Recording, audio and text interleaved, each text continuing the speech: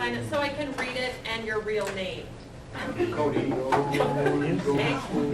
Flint is here from Workers' Comp. He's going to talk about severe injury and fatality prevention. So it's probably similar to some things you've heard before, but it's always a good reminder. So I'll turn the time over to him. Okay. So if today's an average day, starting at midnight this morning, ending at midnight tonight, how many employees from all different jobs, all different industries, do you think are going to lose their life today?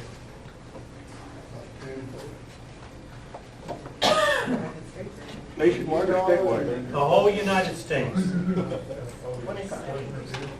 7. 7 is higher than 7. 12. It's, on average, it's about 12 and a half, but since today's a Monday through Friday, a weekday, it's probably going to be closer 15 to 20. 15 to 20. In 2013, the last year that we have the official numbers from OSHA, there were 4,585 employees who lost their lives. That included everybody. Sheriffs, police officers, school teachers, truck drivers, factory workers, insurance people, everybody, but 4,585. The year before that, there were 4,628 fatalities. So it went down just a little bit. That was the good news. It went down slightly. The bad news is that the fatality rate in the United States, 30, 40 years ago in the 70s, it went down substantially. We had 10, 15,000 a year, about 3 times what we have every year now. But in the last 10 years, the number of fatalities has remained almost level, almost the same. Why do you think that is? Why do you think it's bottomed out? We just can't seem to get that number down anymore. We've protected everybody from everything but stupidity. Okay. Electronics. You think electronics? Cell phones? Okay, and those certainly play a part in the driving. Here's the numbers, and this number here was actually, they revise it after about 6 months, and I gave you the 2013 number. This really isn't going down too fast, is it? In fact, on some years, it's actually increased. You know, 2004, 2005, it actually increased during this period here. It went down, and then we're about back up, and we've now increased from, this number here. So we're going to talk about, and this is just, by the way, this is the total number of cases. Bottom line is, injuries are actually going down. Fatalities are not.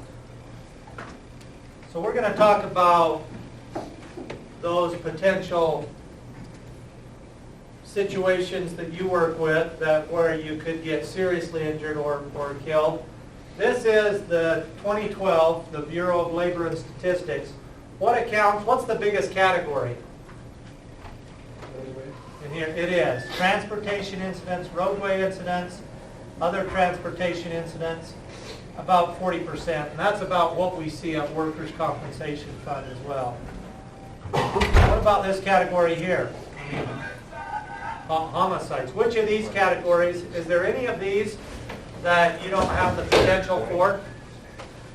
I mean, some of you probably don't have a high potential for this, but those who work in law enforcement, that's always there. But still, your biggest risk is probably the driving. Those of you who drive, being struck by something. Anybody work around heavy equipment? Okay. And those who work around heavy equipment, being struck by something, falls, caught in between, those are big categories there. This is WCF. These are the industries where we have the most. Transportation, actually construction, led the pack. Transportation, public administration. That's what you do here. Those who are in the sheriff's department, work for the county. So back about in the 50s, right after World War II, this country, the economy was booming, lots of manufacturing. This guy is known in safety for this pyramid of safety. And what he found out was that he studied thousands and thousands of occupational accidents. He found out that for every one major injury, like a fatality or an amputation, you'd have 29 minor injuries, 300 near misses caused by a whole bunch of thousands of unsafe acts and unsafe behaviors.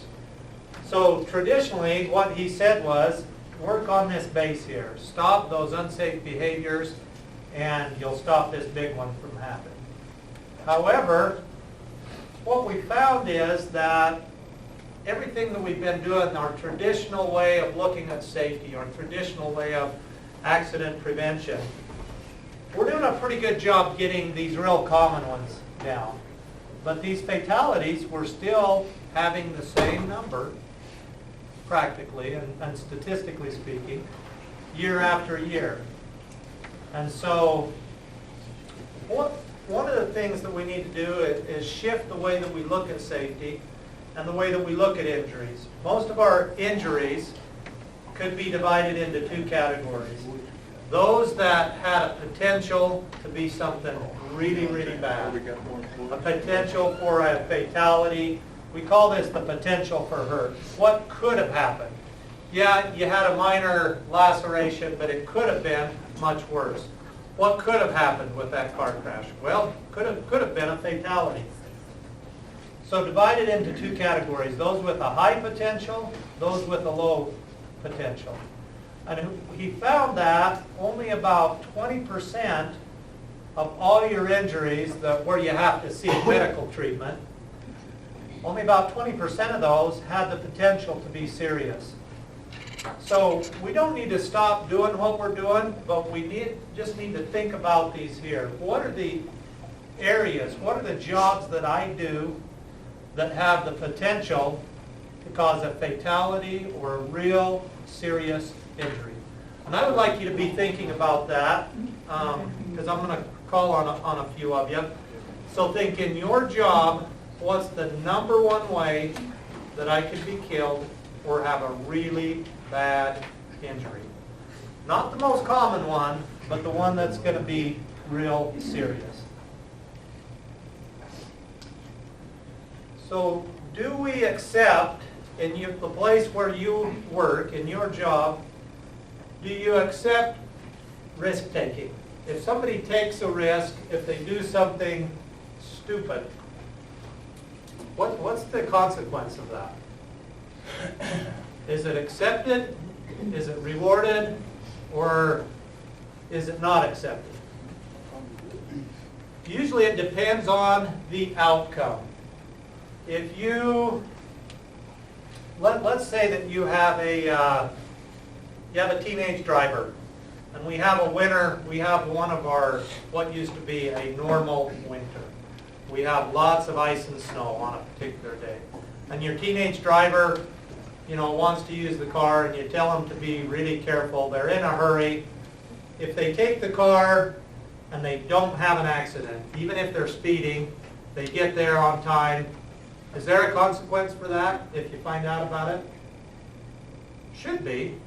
You should say, hey, you were going way too fast. Obviously, if they get in a wreck, they slide off the road, you're going to say, hey, you were driving way too fast for those conditions. We oftentimes wait until the outcome happens, until we wait until that bad thing happens, and then we get serious about it. And that's part of the reason that I think that fatalities aren't going down. We kind of develop this false sense of security. When is the last time that you had a real bad accident in your work area or with your coworkers or with your group? Raise your hand if you've had a real bad one in the last year or two.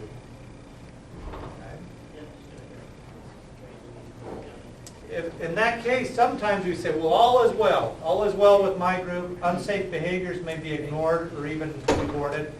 Most fatalities or serious injuries are low probability. They don't happen very often. When's the last time you heard on the news about a potential explosion that almost happened? Or a potential crash? Almost happened. They don't report those. Those do not make the news. We kind of get this, it's never happened before syndrome. There's a phenomenon that takes place. This is just a fancy word for it. The safety people call this. When that happens and we develop that false sense of security, we get this normalization of deviance, where bad behavior, as it relates to safety, becomes the new normal. Employees are getting away with it. We get used to it if there's no bad consequence.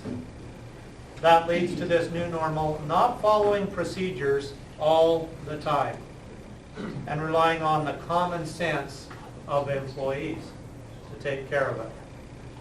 So most of the time, do your coworkers, most of the time, use common sense with the things they do in their workplace?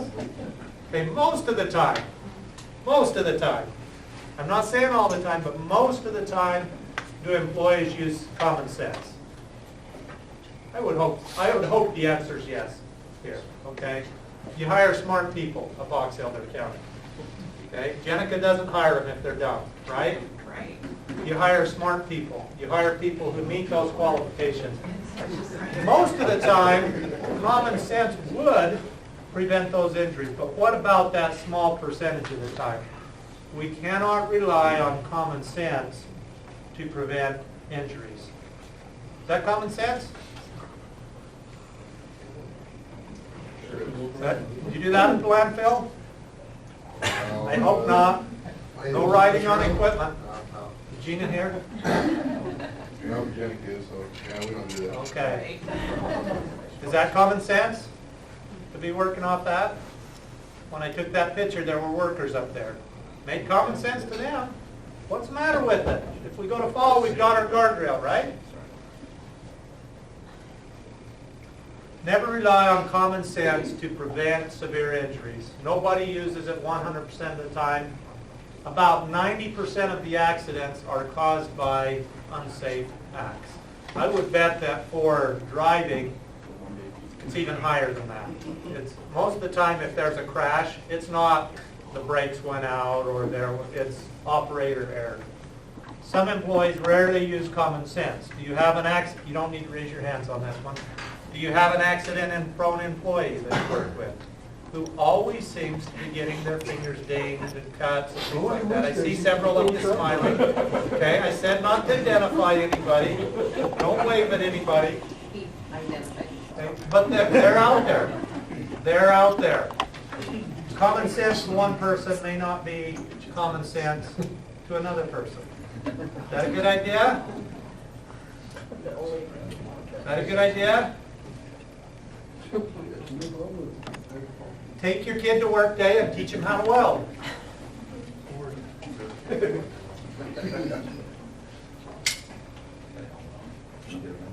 your shop ever look like that?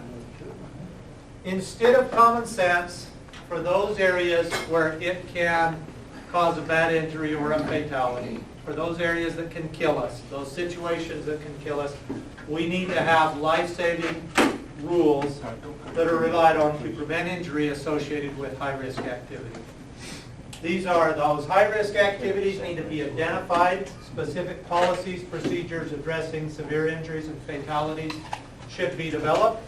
Employees should be trained on, sign off on those procedures, and 100% compliance should be required. Not suggested, but required. Okay? So since we're on the topic of these 100% compliance rules, those that you have to follow, I want somebody who works at the jail to tell me a rule that has to be followed 100% of the time.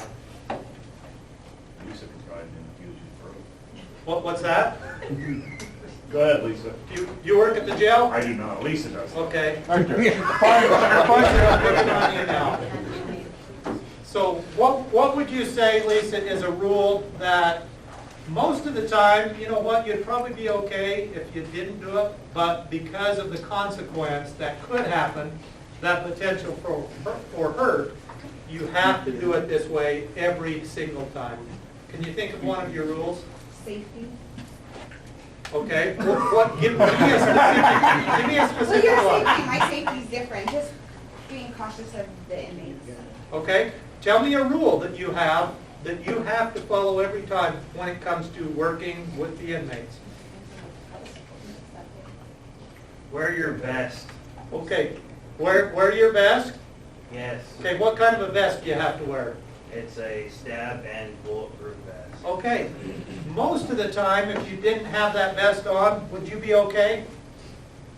Yeah, but you wear that all the time. Is that the rule? Yes. Okay, because one time, if you get stabbed, is one time too many, right? What's another rule? I know that there's several of them. Do you have rules as far as the number of inmates per guard? No rule? Okay, so there could be, you have rules as far as the number who are allowed out of their cells at any one time. Depends on where they're housed. Okay. What is that rule? Do you have a rule like that? Okay. What about rules for your weapon? There's supposed to be 4 officers per shift. Okay. What's the rule for taking your weapon back in? I don't know.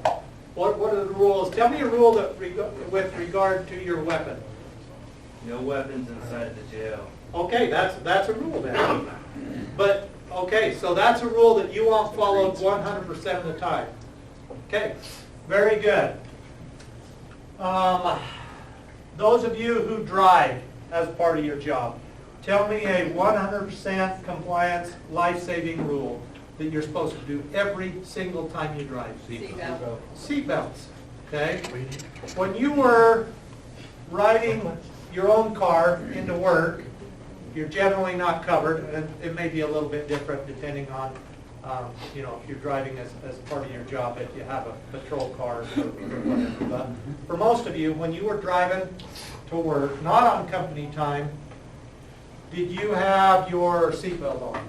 Who wore their seatbelt this morning? Okay, so you wore your seatbelt and you didn't? Okay, were you that accident-prone employee we were talking about? No. Okay. Okay, you wore your seatbelt. Do you wear it every time? Usually. Good. Did you get in a crash this morning when you were driving? You didn't? You wasted your time. I did. You did. Okay, I'm not being a smart aleck here. Okay, why is that not a waste of your time? You didn't have a crash. You never know when you got wrecked. You never know. If we could predict when we were going to have those, so that's one of those 100% life-saving rules that we need to follow all of the time. Just some examples. Seatbelt policy. When is it okay when you're on the job, even off the job? When is it okay to text? While you're driving? When your vehicle's not moving? Okay. How about when it is moving? But if it's really, really an important text, is that ever okay? It's not. So you have a policy for that. Fall protection. How many of you ever work at heights? Do you ever work at heights? Okay. Now on a ladder it's a little bit different, but if you're working up on a big building doing an inspection or something, and you're up, what height does OSHA say that you need to have fall protection? 4 feet general industry. How about construction? 6 feet. 6 feet. Most of the time, if you went up and you're working on a roof and you're even working by the edge, are you going to fall? You're pretty limber. You're pretty... Are you going to fall? Most of the time, not. But one time is one time too many. Confined spaces. Anybody go in confined spaces? Okay. We'll get something out about it tomorrow. These life-saving rules are relied on to prevent injury associated with high-risk activities. Certain activities act as precursors to an accident. Well, here's what a precursor is. It's an unmitigated, high-risk situation that will eventually result in a serious injury if allowed to continue. Could be vehicles, workplace violence, gravity, from falls, mechanical, electrical, stored energy, chemical energy, radiation. If left uncontrolled, it will result in an accident.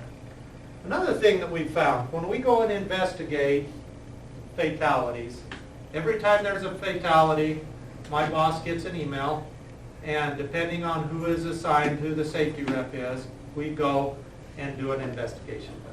We'll go out and talk with the company of the deceased. We'll do it for some serious injuries too. Oftentimes what we find is that employee was doing something, it may have been in their job description, but it was a non-routine event, a series of high-risk, infrequently performed tasks. Tasks are tightly coupled, time-constrained, and vulnerable to single-point failures. These non-routine events are a common source of fatalities and severe losses. Who transports inmates here? Does anybody do that? Okay. How often do you do that? Every time I arrested. So just give me a number on average. Once a week, once a month, once a year? Do you? How about transporting from, not just from when you arrest them in your patrol car, but groups of inmates? Do you ever transport them down to the point of the mountain or, okay? Who does that? Who does that? Transports groups, okay? How often? Just when they need cover or something. Okay, but on average, is that something that happens twice a year, once a year, once a month? Once a month. Once a month, okay? Maybe that's a non-routine task. Maybe it's something that you don't do all the time. If you do it every day, you generally get good at it. You get to know what the hazards are. Just be aware of those non-routine tasks, those things that you may be asked to do, and if you don't feel comfortable doing them, ask questions. Okay, how do I do this? What do I do so that I don't have an accident? Is that a precursor to an accident? If he does that enough, is he going to have an accident? Yeah, I would say so. Here are some of those precursors. I've already covered some of these. Is that a precursor to an accident? Okay. Sometimes precursors cause these, they don't cause the big bad accident, but they'll cause what's called a near-miss incident.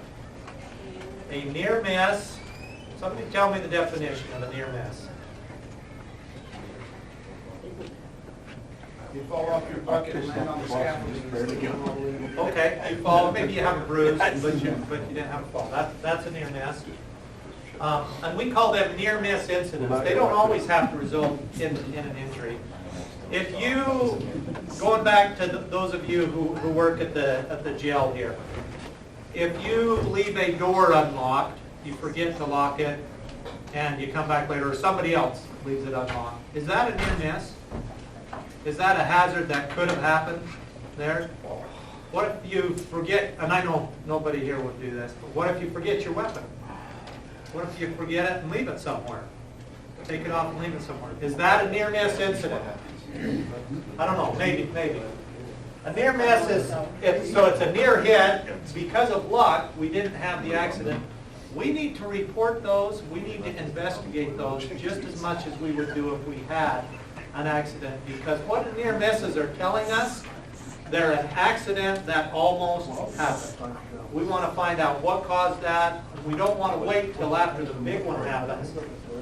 We want to learn a lesson from these near misses. Sometimes if we have several of these, again, we can develop that false sense of security. Well, it's not going to happen to me. I'm not going to have that near miss. Or we have all these near misses, but I never get hurt. I get lucky. How do we identify those areas that have the potential for a severe injury or a fatality? Let's see. I've called on the jail employees and the sheriff's department. The landfill, what do you think your number one hazard is as far as that could cause a fatality? Probably fueling. Fueling? Okay. What could happen when you're fueling? Static electricity comes apart. Okay, could cause a spark, and we've had an unfortunate incident there.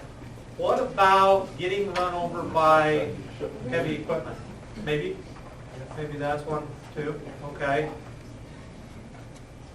Other department, what's your biggest risk of having a fatality?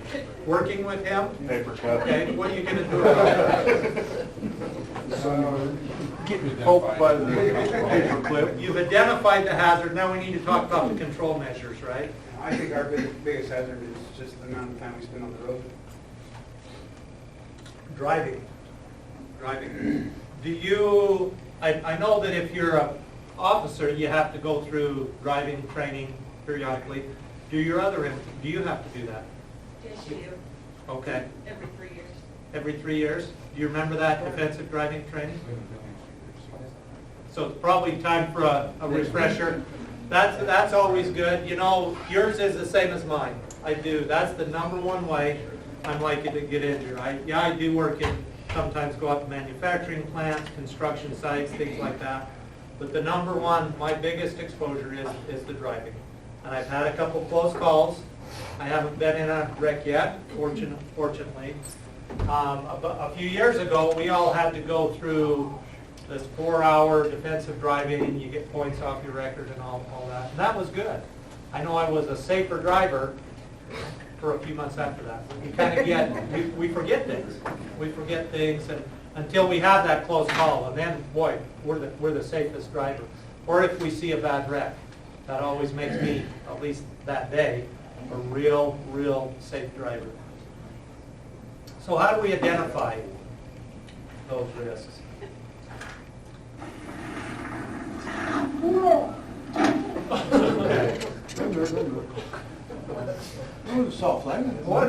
How would you define risk? How would you define your risk for fatalities, for severe injuries? How would you calculate that? Is it high? Is it moderate? Is it low? Well, what is risk? Somebody give me an example of a risk. What is it composed of? It's the severity if it does happen times the probability that it's going to happen. And there's one other component to it. So this is a nuclear power plant here. What is the probability they're going to have a nuclear meltdown? Very, very, very low. They've actually got a very good track record. Yeah, it happened in Chernobyl. Yeah, it happened when I was a little kid at 3 Mile Island, but it was contained. But what is the severity if it does happen? Yeah, how many people died in Chernobyl? I don't know, but the number was high. 96? Wow. You have a good memory. Oh, okay. Was that initially killed? Because I know with the radiation poisoning, there was a whole lot that was blamed on that afterwards. 96, okay. And the other component of that is the exposure. If you have a nuclear power plant in, the middle of the West Desert versus if you have one by a major metropolitan city, then you have that increased exposure. Okay. What's the risk? What's the probability the bear's going to get him? If he slips, he's going down. What's the exposure? Who's got the advantage in this environment? The bear. Yeah, the bear. That's the exposure. If this guy's this close to the bear in a zoo, and he's got some bars or a plexiglass window in front of him, the exposure's different, isn't it? What's the severity if the bear catches him? Good or bad? I think it's pretty high. Something bad is going to happen. And I think this ended happily. So We'll just say it did. So one thing that I'm going to show you is just a little simple risk calculator, or this risk diagram here. If the likelihood is almost certain and the severity is high, we want to concentrate on those. If it's extremely unlikely and really the consequence isn't that severe, we probably don't need to focus on that one. So when you're trying to identify and evaluate your high risks, the risks that you have with your job, something like this.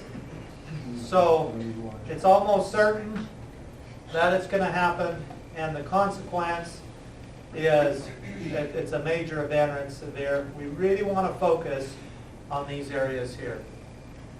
So maybe for you it's driving safety. What's the consequence if I get in a crash? It's high. What's the probability? Well, if I work here long enough, probability is probably, pretty high. Probably going to happen in my working lifetime. So we want to be prepared for that. Focus on these. These also should take our focus. These right here, if it's extremely unlikely and the consequences are minimal or moderate, not that we forget about them, but we probably don't need to spend our severe injury fatality focus on those. We really need to keep track of these near misses that are happening. Don't just ignore those. We need to learn lessons from those, track these, and what we should ask ourselves, or if those people who report to you, if they have an accident, what could have happened? If somebody has an accident but it doesn't cause an injury, maybe it's a fall but they're a young person, it doesn't hurt them, you have them fill out an incident report form? Yes? Fill those out? The answer is yes. You should have those. Get those from, you've got a county in-house incident report form.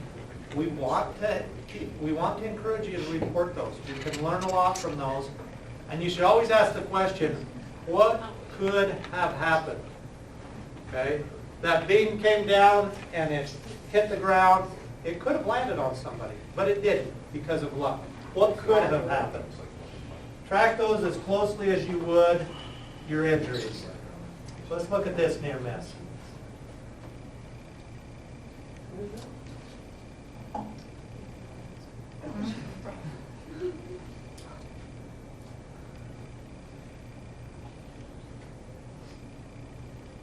I think that's in France or somewhere. And actually, he barely clips him.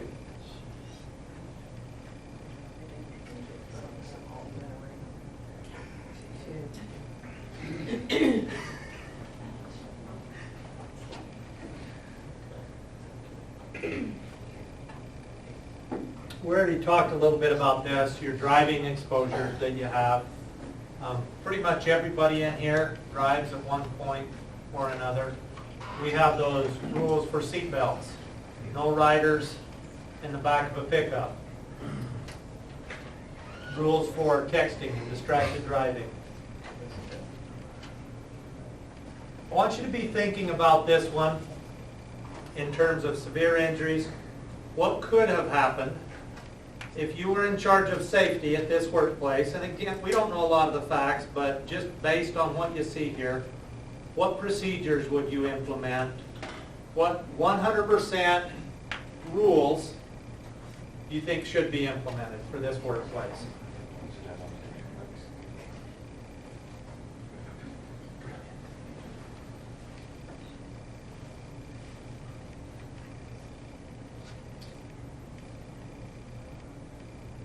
That's jumpy.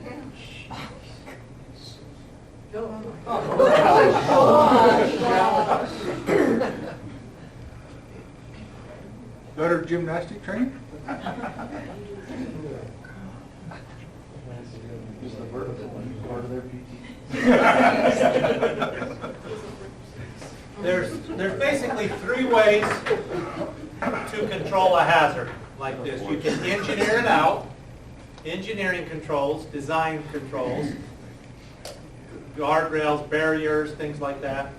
You can control it administratively, having training, kind of what we're doing today. or you can provide personal protective equipment. What would have been the best way to have avoided this accident, this near-miss incident that just happened? Training. Okay, training would be good, and they should have training. What's even better than training? Engineering. In engineering. And what would you do for the engineering here? What should have occurred here? Signals or sounds?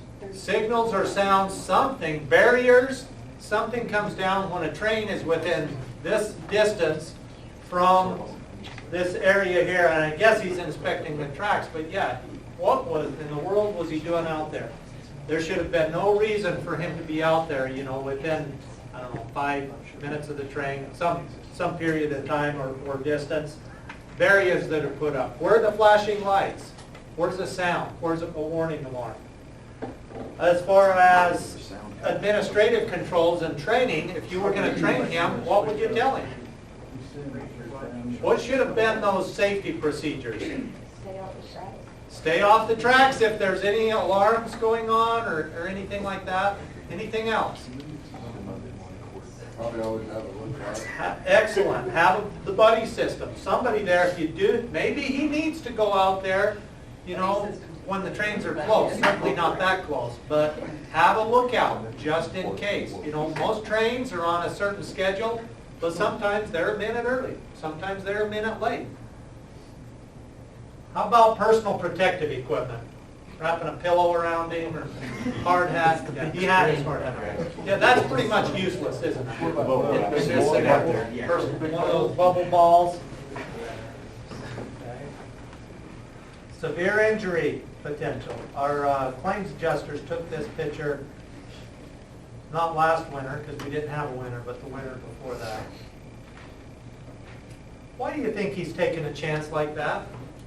Laziness. Safe. Okay. It's He's probably better probably, than the chance of stepping on the root-covered snow on the other side. okay, he's probably not lazy. He's probably a hard worker, but what is his reward for doing it that way, for taking a chance? Doesn't have to move the scaffolding. Doesn't have to move the scaffolding, gets the job done quicker, gets to go home. And so he's probably done this before, he's taken these chances before and got away with it. This has probably become the new normal for him. So it looks like. All right. Just in conclusion, so your homework assignment for today, okay, you need to write this down and Jenica will grade these. Just kidding. More work. Okay. Your homework assignment for today is just think, what is the number one way that I could be killed or seriously injured at work? And am I doing everything I can to prevent that accident, that SIF accident, severe injury fatality accident, from happening in my workplace? Any man's death diminishes me, because I am involved in mankind, and therefore never sin to know for whom the bell tolls. It tolls for thee. That 4,585 accidents, that was 4,585 too many. We need to get that number down. We need to get it way down.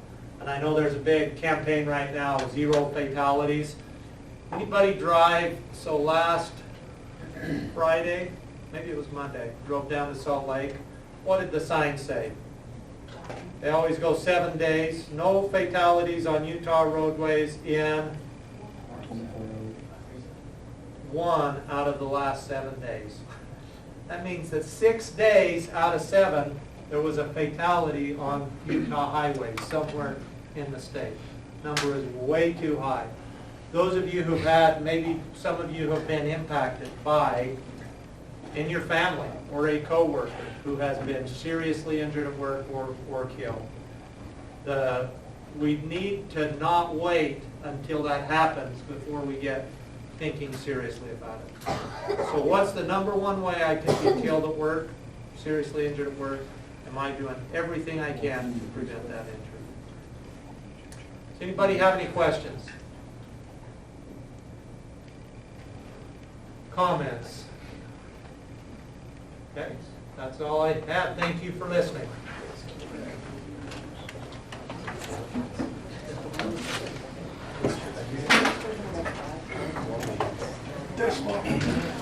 This pop. But anyway.